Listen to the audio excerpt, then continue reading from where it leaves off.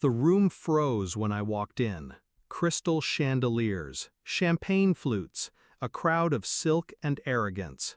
And there she was, his boss, wealthy, powerful, down on one knee holding a diamond that could blind a city. Her voice cut the air. "Will you leave your poor, impotent wife and marry me?" Laughter, gasps. All eyes turned to him.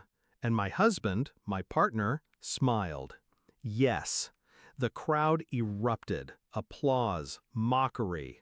My name whispered like a curse. I didn't argue. I didn't cry. I placed the gift box I'd brought on the nearest table, turned, and walked away. They thought I was defeated, but the truth was, I was already holding the detonator. I met him when he had nothing. He was brilliant but broke, charming but invisible. I believed in him when no one else did. I poured not just love, but money, strategy, connections into him. I bought him suits when he couldn't afford a tie. I whispered answers when he stumbled in boardrooms. And when the chance came to invest, I didn't hesitate. 67%. That was my share, the majority stake. My faith in him made tangible. And tonight, under those chandeliers, he betrayed it all for applause and power. The signs had been there. His late nights explained away his work. His phone turned face down at dinner. The way his boss's name lingered a second too long in conversation. But I don't move on suspicion. I move on evidence. So I watched, quietly.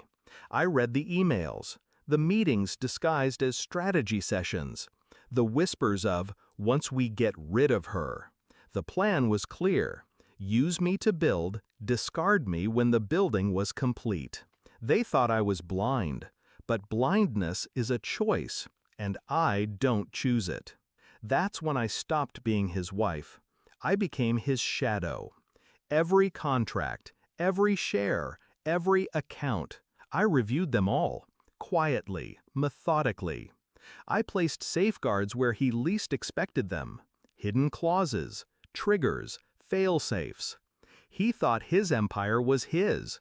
In reality, it was mine. So when he said yes to her tonight, I didn't feel pain. I felt certainty. Because I knew exactly how the story would end. The moment I stepped out of that ballroom, I moved. One call to my lawyer. My shares, 67%, pulled. Effective immediately. Another call to the bank. Lines of credit, revoked.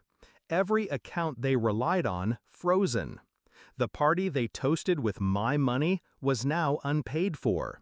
The contract signed under my authorization, invalid. The luxury trips planned for tomorrow, canceled. By the time I reached my car, their empire was a skeleton collapsing under its own weight. Minutes later, my phone lit up. 27 missed calls. His name, her name, their partners, their panic. And then, the knock at my door. I opened it. He stood there, the applause gone, replaced by desperation. His tie undone, his arrogance cracked. "You can't do this," he said. His voice shook. "You'll destroy everything." "No," I said, calm, precise. "You destroyed it the moment you said yes." His face twisted, searching for the man I once loved. But I wasn't looking at a husband, I was looking at a liability. "She doesn't love you," I told him. "She loved my money, my power. And without me, you're nothing. Just the man I met years ago, brilliant but broke." He reached for me, begged. "I made a mistake, please." I closed the door. Now the house is quiet. My phone still blinks with missed calls, each one a scream in silence. They thought I was weak. They thought I was disposable. They thought I would walk away empty. But I never walk away empty. I walk away clean. He said yes to her, and I said yes to myself. My revenge wasn't loud. It wasn't dramatic. It was quiet, surgical, final.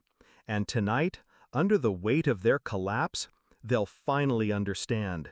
I wasn't the poor wife. I was the majority owner.